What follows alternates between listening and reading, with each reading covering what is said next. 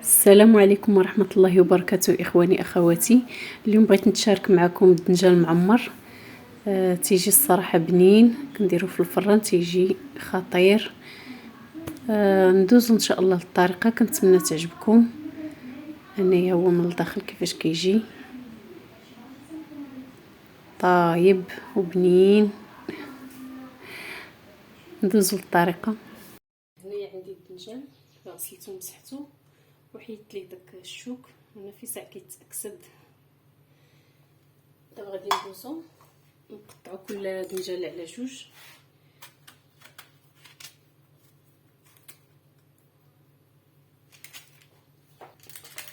كناخدو هاد الدنجال ديالنا كنزيتوه من الوجه ديالو ومن الظهر على هاد الشكل.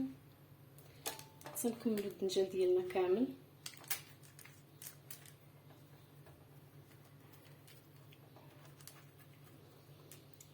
دابا من بعد ما دهنت الدنجال ديالي درت له واحد الرشيشه بالملحه. دابا غندخلو للفران تيطيب مزيان. هنايا عندي 3 طماطيشات غادي نقطعهم هكا بقشرتهم تقطيع عشوائيه نديرهم يطيبوا. هنايا درت له واحد الرشيشه ديال الملح باش الملح كتساعد المطيشه تطلق الماء ديالها. غادي نخليها طيب في الماء ديالها، نقص لها، نشعل عليها ونقص عليها ونخليها طيب على المهل. هنايا عندي واحد الصدر ديال الدجاج، هنا ولا بيض لان غسلته بالخل. هنايا واحد 2 بصيلات متوسطين. وهنا في العطريه عندي شويه ديال الملحه، شويه ديال السكينجبير، شويه التخميره، شويه ديال السودانيه وشويه البزار. العطريه كتبقى على حسب الذوق، ديروا اللي بغيتو. دابا غندوز نقطع هاد البصله ديالتي مع الدجاج. هنايا نسيت ما ذكرت معكم الثومه، عندي واحد 2 درز ديال الثومه نقطعهم هكا. هاد البصله هادي قطعتها هكا عشوائي. بالنسبه للدجاج ممكن تزيدوا، انا هنا درت غير اللي موجود عندي في الدار، ممكن تزيدوا ممكن تنقصوا. هنايا العطريه ديالي حتى هي ندير كلشي هنايا. غندوز نطحن هذا الخليط هذا ديال البصله والثومه والعطريه والدجاج، ممكن تعوضهم بالكفته. غنطحن كلشي باش يتخلط، كنحاول ندير خدمه سهله. هذا الخليط ديالنا بعد ما طحناه دابا غادي نديرو هنا في المقيله.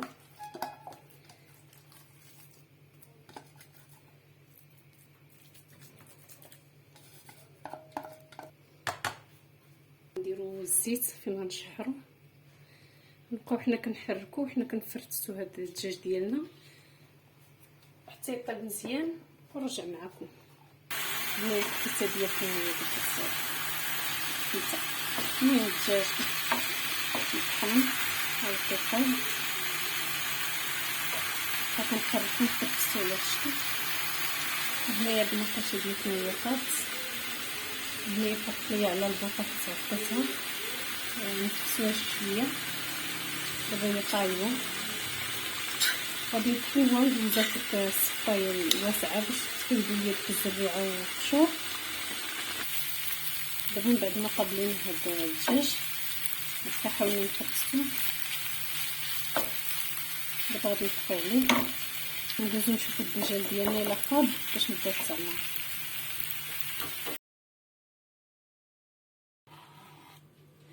هنايا هاد لاصوص هادي هي من بعد ما طحنتها وصفيتها كتجي خاتره وزوينه. هنايا بقاو ديك الزريعه ديال المطيشه مع القشور. هاد لاصوص صراحه زوينه بالنسبه اللي بغى يديرها البيتزا ولا يديرها اي حاجه محتاجين فيها لاصوص المطيشه، شي كفته د الحوت شي، مهم عطا الله ما يدار. زوينه الصراحه. درت فيها واحد شويه التحميره، شويه د البزار، واحد شويه د الزعتر، شويه د الزيت. وغادي ندوز نردها طيب واحد شويه غير باش ندمج العناصر. الملحه كنت دايرها طبت المطيشه فيها، الا لقيتوها ناقصه في الملحه زيدوها واحد شويه. هذا هو الدنجال ديالنا من بعد ما خرجناه من الفران كيجي طايب.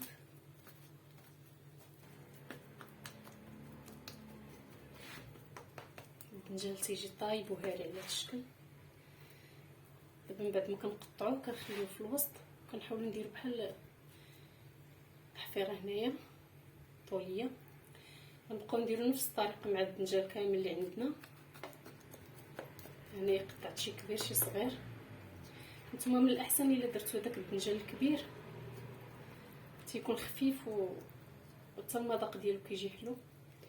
انا هذا كان عندي واجد في الدار،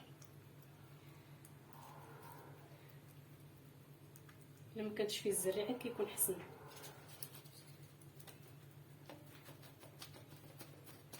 حنا كنقطعوا بالمعلقه هاد الالياف ديال الدنجال باش فاش كنبغيو ناكلو كيجينا ساهل في الاكل.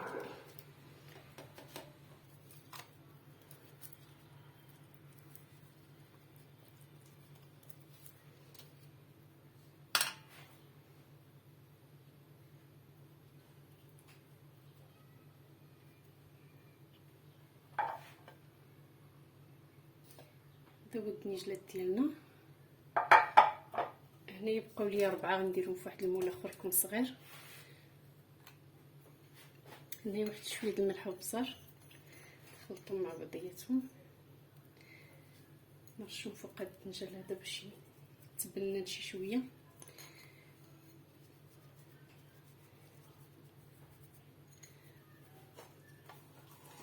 هنا الكفته ديالتنا من بعد ما طابت ها هي،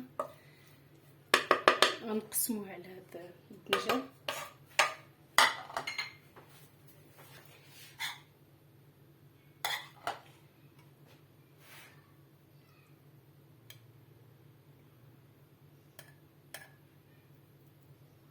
كنحتاجو شي حشو كتير لان الدنجال عامر داك الدنجال نيت اللب ديالو، و كنزيدو عليه واحد شويه ديال الكفته.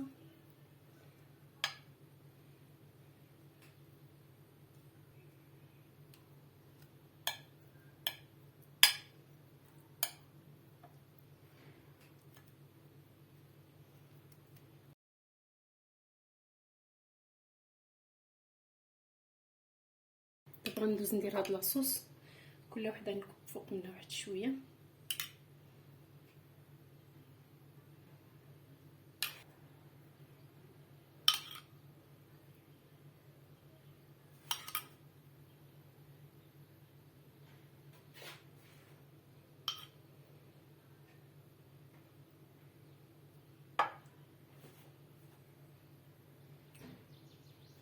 يعني الزليفه اللي شللت بالماء،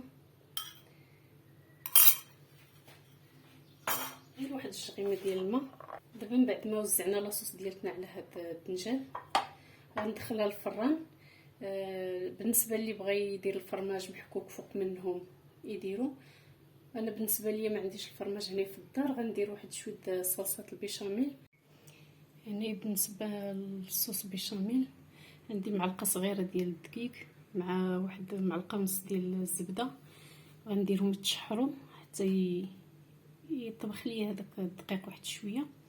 نحركو مزيان ونزيد عليه شويه ديال الملح والبزار غير واحد شويه، وندير ليه الحليب حتى يعقد لينا الخليط. وهي عقد نطحن مع هاد جوج فرماجات. بدلاتو يا ونساتو بعداتو عاللحظات، وملي جاي يعوض قاع اللي فاتو خلاتو يا في حياتو تايه مالي جوال. بويا شحال محتاج ليك ونحط الراس عليك، شكون ظهري في الدنيا غيرك ربي يخليك. هذه هي الصلصه ديالتنا بعد ما طحناها كتجي لهذا الشكل. دابا كل وحده في الدنجال هذا بنصوصه ندير فوق منها واحد شويه ديال لاصوص صلصه بيشاميل. انا بغيت نعوض بها الفرماج وفي نفس الوقت كتعجبني. الا خليتوها حتى بردات واحد شويه اكثر كتزيد تعقد. جات بنينه ملي درنا ليها الفرماج وطحنا معاها، جات في المذاق زوينه.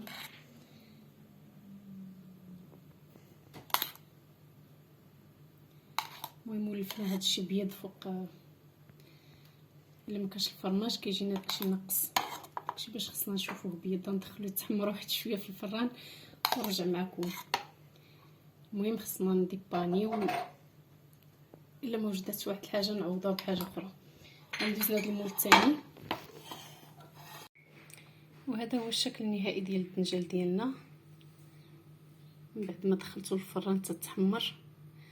كيجي بهذا الشكل. كنتمنى تجربوه من اعجابكم. بالصحه والراحه. هنايا قطعت معكم وحيده باش تشوفوها من الداخل كيفاش كتجي. الصراحه كيجي بنين. كنتمنى تجربوه من اعجابكم. بصحتكم وراحتكم.